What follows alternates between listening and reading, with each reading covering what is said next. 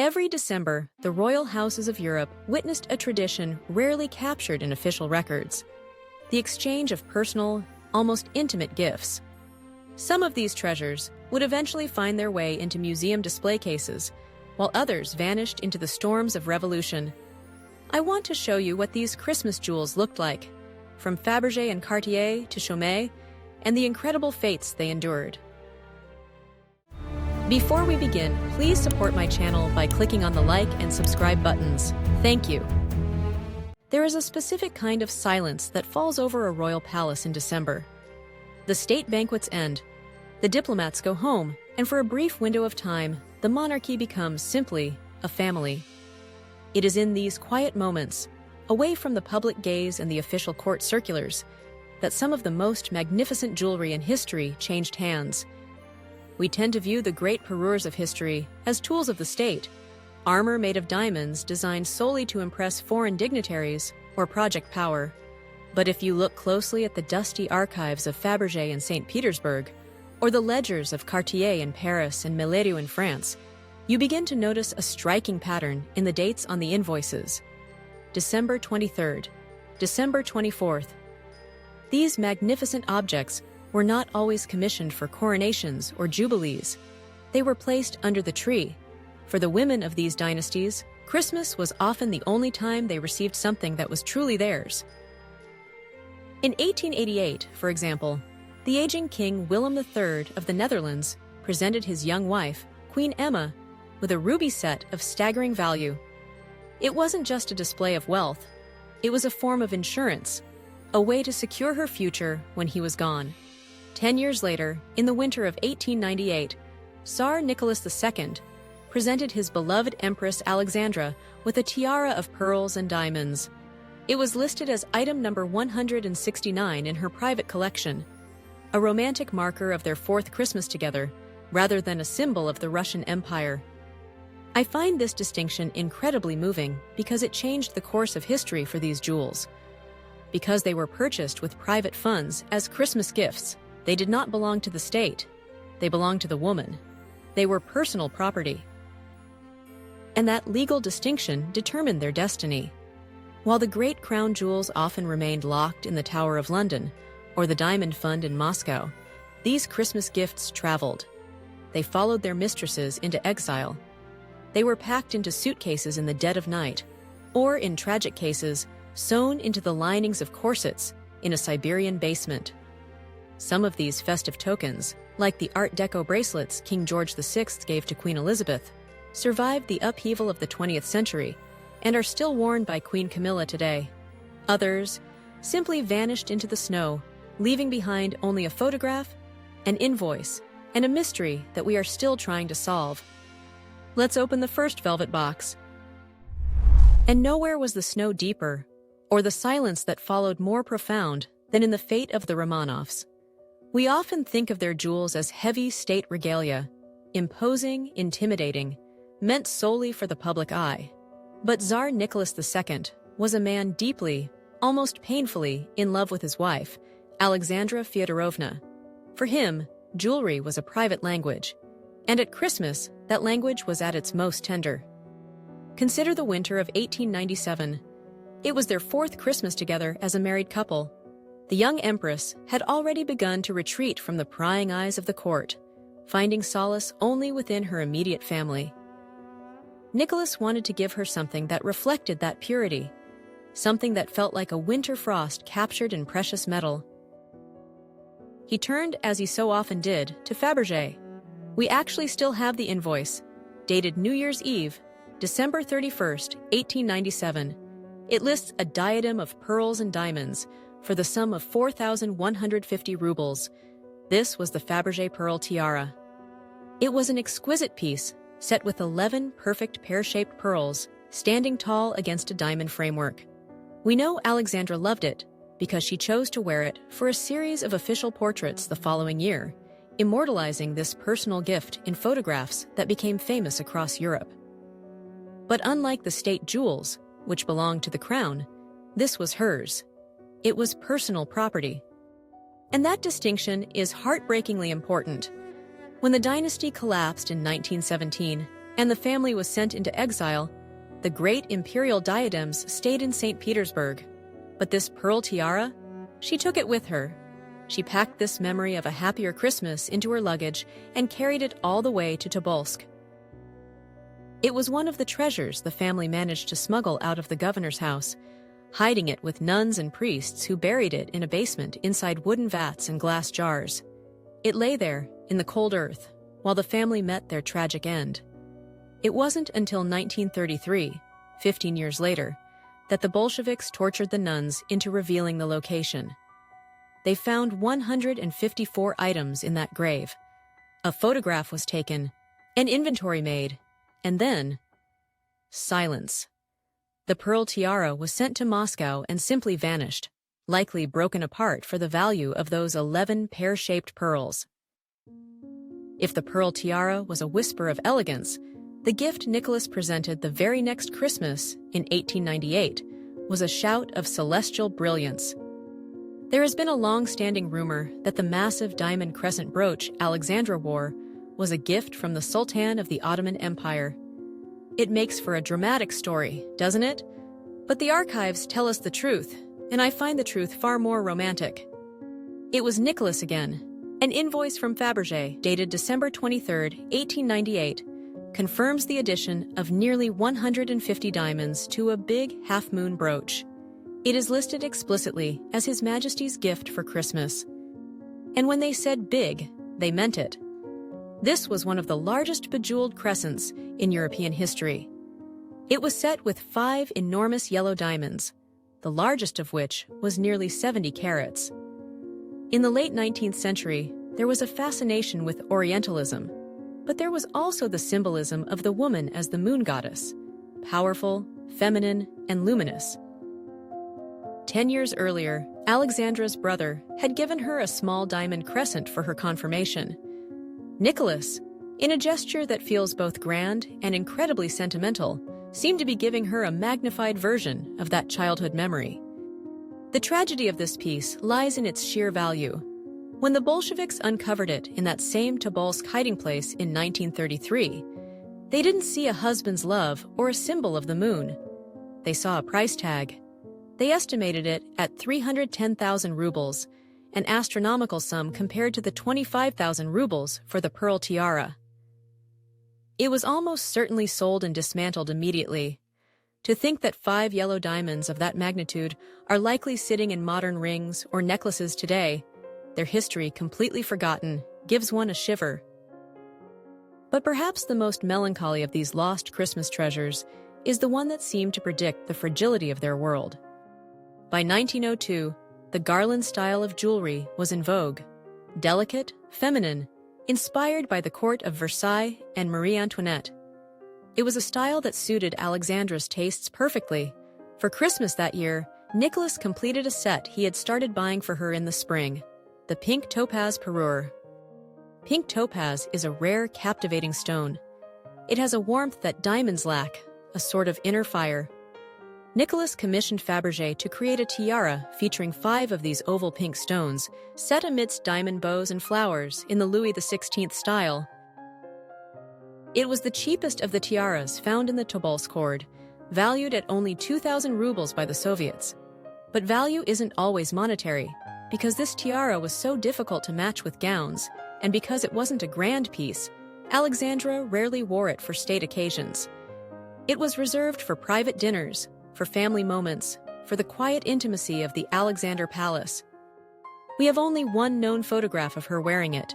It suggests that this jewel was for them, not for the public. Like the pearls and the crescent, it was found in 1933, catalogued, and then swept away by the tides of history. 3 Christmases, 3 gifts, all survived the revolution, the journey to Siberia, and the basement in Tobolsk, only to disappear in a government office in Moscow. They remind us that sometimes the things we hold on to tightest are not the things of highest value, but the things that carry the most love. While the snow settled over the empty palaces of St. Petersburg, silencing the halls where the Romanovs once danced, life continued for their cousins across the sea. In England, the traditions were safe, but the echoes of Russia were never far away. In fact, one particular Christmas gift given at Sandringham carries the ghost of the Romanov court directly into the Windsor vaults. It was the Christmas of 1929. King George V presented his wife, Queen Mary, that formidable collector of royal history, with a bracelet that was far more than a simple accessory. It was a refined, collet-set diamond piece, holding a natural pearl nestled between a cabochon ruby and a sapphire. A trio of color, elegant and understated. But the stones were not the point. This bracelet had belonged to the king's aunt, the Dowager Empress Maria Feodorovna of Russia, who had passed away in exile just the year before. You can imagine the weight of such a gift. It was a piece of the vanished empire, salvaged from the wreckage of the revolution, now resting on the wrist of the British Queen. It was a gesture of remembrance from a nephew to his aunt, ensuring that a fragment of her elegance survived the Bolshevik fires. But Queen Mary did not keep this relic for herself forever.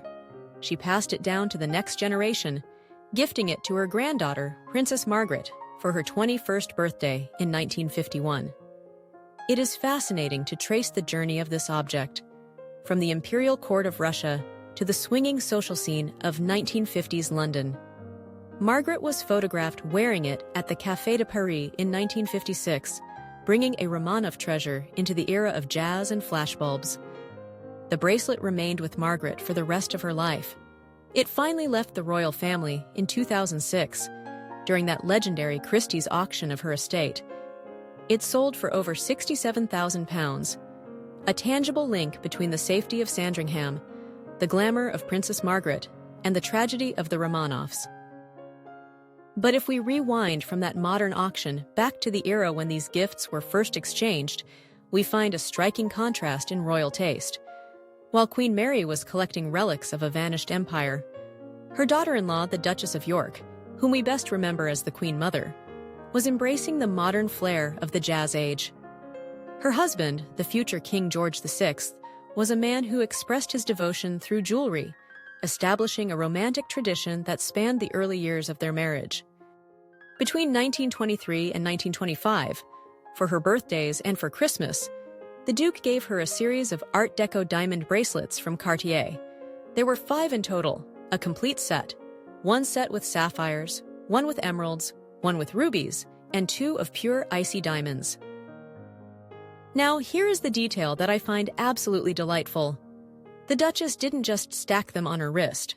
In a stroke of Art Deco ingenuity, she purchased a special stiff frame from Cartier. This allowed her to click 3 of the bracelets together to form a bandeau tiara. It is such a clever, stylish secret, isn't it? She wore this bracelet bandeau to the ballet and galas throughout the 1930s, a symbol of a young modern royal family. By the 1970s, the Queen Mother had given the Cartier Art Deco bracelets to her daughter. We have seen a spectacular renaissance of these jewels very recently. Queen Camilla has clearly fallen in love with them. Just this November, she chose the sapphire and diamond bracelets for the state banquet in honor of President Trump. And perhaps even more memorably, she finally reunited the diamond bracelet with the Greville Emerald Kokoshnik for a diplomatic reception. It is a lovely continuity, a husband's Christmas gifts from a century ago, still catching the light today, worn by the woman who now holds her title. Royal Christmas gifts aren't always about heavy parures or grand statements, however. Sometimes they are surprisingly intimate. In 1950, the Queen Mother, then Queen Elizabeth, went to Cartier in London for her youngest daughter, Princess Margaret. Margaret was turning 20 that year. The Queen purchased a delicate lady's wristwatch for her. It was a chic piece, featuring a small circular cream dial and geometric shoulders set with rubies, all held by a snake-link bracelet. It was sophisticated, perfectly suiting Margaret's glamorous, fashion-forward reputation. But look at the provenance. The watch wasn't brand new. It had actually been sold back to Cartier by a previous owner just months before. The Queen bought it for £100. It feels so grounded, doesn't it? A mother finding a beautiful, slightly older piece for her daughter's transition into adulthood. Like the Russian bracelet, this watch was sold in 2006, a small, ticking memory of a mother's love for her spirited daughter, given on a quiet Christmas morning. While the British royals often favored sentimental, sometimes understated treasures for their private exchanges, the Dutch royal family takes a slightly different approach to Christmas. Their vaults are legendary, aren't they?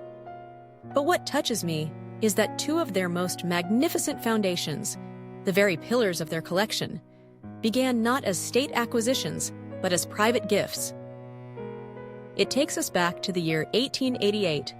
King Willem III was an aging monarch, and his young wife, Queen Emma, had done something miraculous. She had given him an heir, Wilhelmina, and essentially saved the House of Orange from extinction. To honor her, the king decided to commission a gift for her 30th birthday. He turned to the celebrated French jewelry house, Melero dites Meller. Interestingly, the archives reveal that this masterpiece almost looked very different. The original proposal was for a sapphire parure, and sketches were drawn up featuring blue stones. But somewhere along the line, the decision was made to switch to the fiery warmth of rubies. The order was ambitious, a parure so extensive it contained nearly 1,000 precious stones. In fact, the project was so complex that it wasn't ready for her birthday in August. The jewelers were incredibly meticulous. They even crafted a silver model of the tiara first, sending it to the Netherlands just so Queen Emma could try it on and ensure the fit was perfect. The final masterpiece, a tiara featuring 3 great scrolls of rubies connected by trembling strings of diamonds, was only completed in winter. The bill, dated December 18, 1888, confirms that this birthday commission ultimately became a magnificent Christmas present. But there is a tragedy hidden in this sparkle. The king passed away less than 2 years after this Christmas. I find the aftermath incredibly moving. When Queen Emma finally sat for her first official portrait as regent in 1891, a young widow holding the throne for her little daughter, she wore this very gift. But she didn't wear it as intended. She removed the blazing red rubies and replaced them with diamonds to suit her mourning weeds. It is such a poignant image, a woman wearing a symbol of her husband's love, but stripped of its color to match her grief. Thankfully, the rubies returned. The set has been worn by every Dutch queen since. We used to smile at the story of the current heir, Princess Amalia, who admitted she played with this tiara when she was just 8 years old, putting it on her head while her mother was getting dressed. But just this year, in April 2025, that childhood game became a regal reality. Princess Amalia chose this exact tiara, Queen Emma's Christmas gift, for the state banquet honoring the Sultan of Oman. It was a perfect full-circle moment. Queen Emma, having received such a legacy, ensured she passed one on as well. 8 years after receiving the rubies, Emma found herself on the other side of the exchange. It was Christmas, 1896. Her daughter, the future Queen Wilhelmina, was 16 years old. Can you imagine the pressure on a teenage girl, knowing she is the sole hope of a dynasty? To mark this transition into adulthood, Emma presented her daughter with the Dutch emerald parure. She didn't buy new stones for this. Instead, she reached into the family history, taking emeralds that had been in the vault since the 18th century, stones that had traveled from Prussia in the 1700s. She had them reset by the jeweler Schurman into a glorious Neo-Greek tiara. If you look closely at old photographs of Wilhelmina, the tiara looks slightly different than it does today. Have you ever noticed that? It's because it originally boasted 6 large emeralds.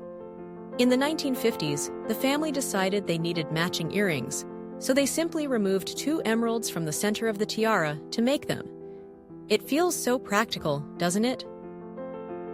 The Dutch women have always been wonderfully practical and creative with this set. Queen Juliana, who had a rather eccentric flair, once wore the emerald tiara upside down, wrapped across her forehead as a bandeau. It reminds us that while these jewels are symbols of state, they are also personal property, worn by women who aren't afraid to make history their own. While the Dutch queens were showing us how to be wonderfully practical with their heirlooms, modifying them to suit the moment, their neighbors in Luxembourg were preparing to commission something entirely new. We leave the versatility of the Netherlands and travel south to the Roaring Twenties, where a very different kind of emerald treasure was about to be born. In 1926, Prince Felix of Luxembourg made a decision that would define the family's visual legacy for a century. He gathered a collection of historic family stones, including a truly massive 45-carat pear-shaped emerald that had once been a gift from Emperor Franz Joseph of Austria, and sent them to Paris. He didn't want a Victorian rework or a traditional floral wreath. He wanted the cutting edge of modern design. He entrusted these priceless stones to the legendary house of Chaumet. The result was a masterpiece of Art Deco geometry. The tiara features intricate diamond scrollwork leading up to a dramatic point, crowned by that incredible inverted emerald. It is bold, architectural, and undeniably strong. The finished piece was delivered to the Grand Ducal Palace around Christmas of 1926. One can only imagine the atmosphere in the palace that winter, the anticipation of opening a case from Paris to find such a spectacular fusion of family history and modern art. It quickly became the signature piece of Grand Duchess Charlotte. She wore it for decades, and because she was such a fierce symbol of resistance during the Second World War, a charming legend has grown around this jewel. There is a persistent whisper in jewelry circles that this specific tiara, with its distinct shape and Charlotte's heroic reputation, inspired the design of Wonder Woman's tiara. Whether that is fact or folklore, the resemblance is certainly striking. However, jewelry boxes often tell us about the differences between mothers and daughters-in-law. When the tiara passed to Grand Duchess Josephine Charlotte, she rarely wore it. She found it perhaps too heavy or severe, preferring her delicate Van Cleef and Arpels emerald peacock parure instead. It wasn't until Grand Duchess Maria Theresa began wearing it that this Art Deco treasure truly returned to the spotlight. She seems to understand the power of that central stone. And just recently, we have seen it pass to the younger generation. Princess Alexandra has worn it, as has Stephanie, our new Grand Duchess. Most recently, Princess Claire chose this very piece for the gala dinners, celebrating the accession of Grand Duke Guillaume, ensuring that this magnificent arrival from the Christmas of 1926 remains a living, breathing part of Luxembourg's history. While the Luxembourg emeralds speak of a dynasty securely established, our next story takes us to a Christmas that was meant to mark a triumphant return, yet stands now as a prelude to the end of an era. We move from the structured Art Deco of the 1920s back to the twilight of Imperial Russia in 1911, and a jewel that carries the weight of a forbidden romance. This is the story of Grand Duchess Victoria Melita, known affectionately as Ducky, and her magnificent Cartier sapphire sautoir. Victoria Melita was a woman of formidable pedigree, a granddaughter of Queen Victoria and the Russian Tsar Alexander II. But her life was defined by a scandalous love match. She divorced her first husband to marry her first cousin, the Russian Grand Duchess Kirill Vladimirovich. It was a union that scandalized the courts of Europe and led to their exile. But by Christmas of 1911, the couple had finally been forgiven by Tsar Nicholas II and allowed to return to Russia. To celebrate this restoration of rank, and to mark the 15th anniversary of the day they first fell in love at the 1896 coronation, Grand Duke Kirill went to Cartier in Paris. He commissioned a piece that was quite literally fit for an empress. The centerpiece was a sapphire of almost incomprehensible size, a polished blue drop weighing 311 carats. To give you a sense of scale, it was the size of a small egg, suspended from a diamond chain that also held a second, 35-carat star sapphire. It was a jewel designed to announce to St. Petersburg society that Victoria Melita had returned, and she was every inch a Grand Duchess. But history, as we know, is rarely kind to such displays of grandeur. Just 6 years after she received this Christmas gift, the Russian Revolution shattered their world. The Grand Duchess had to flee into the night, leaving her palaces behind. But she did not leave the sapphire. In a detail that always sends a shiver down my spine, we know that the family jewels were sewn into the linings of their clothes and, incredibly, hidden inside the stuffing of her daughter's dolls. Can you imagine the terror of that journey? Clutching a child's toy that secretly held a king's ransom, praying the guards wouldn't look too closely? They escaped with their lives, but exile is expensive.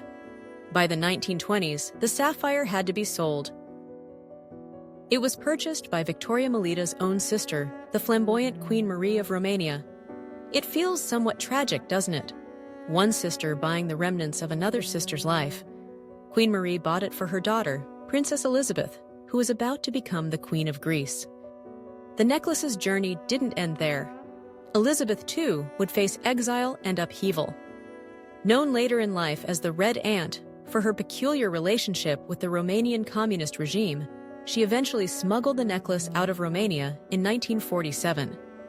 It was seen glittering around her neck at Parisian parties in the 1950s, a relic of two fallen monarchies. After Elizabeth's death, the trail goes cold. It is believed she may have left it to her much younger lover and adopted son, Marc Favrat. For decades, it was thought lost to the public eye, a ghost of the Romanovs. However, eagle-eyed historians recently spotted this breathtaking 311-carat stone on loan at a Cartier exhibition. It survives, a silent blue witness to the fall of empires and the resilience of the women who carried it. That sapphire is a rare survivor, a lucky exception in a narrative often marked by loss. When we look back at this collection of Christmas treasures, we see how capriciously history treats the objects we hold dear. The gifts received by the last Tsarina, Alexandra Fyodorovna, were not so fortunate. Her delicate Fabergé pearl tiara, that immense diamond crescent, and the pink topaz parure, all gifts of deep affection from Nicholas, survived the chaos of the revolution, only to vanish into the bureaucratic darkness of the 1930s. We know they were catalogued in Tobolsk in 1933, laid out on a table by men who saw only their market value, not their soul. After that inventory, silence. They likely exist now only as unmounted stones, their identity erased, scattered across the world. Other pieces left their royal homes more politely through the tap of an auctioneer's gavel. Princess Margaret's little Cartier watch and that gem-set bracelet Queen Mary received from George V, which had its own tragic roots with Empress Maria Fyodorovna, both left the royal vaults in 2006. They are safe somewhere, but they have stepped out of the public story. The Queen Mother's Art Deco bracelets are back in the spotlight, sparkling on Queen Camilla's wrists at state banquets and diplomatic receptions. It is a lovely continuity, a husband's Christmas gifts from a century ago, still catching the light today, forming a touching link between 3 generations of queens. And thanks to the foresight of women like Queen Juliana, the Dutch emeralds and rubies remain safe within family foundations, just as the Grand Ducal family of Luxembourg continues to cherish their Art Deco emeralds. These jewels are not just metal and stone.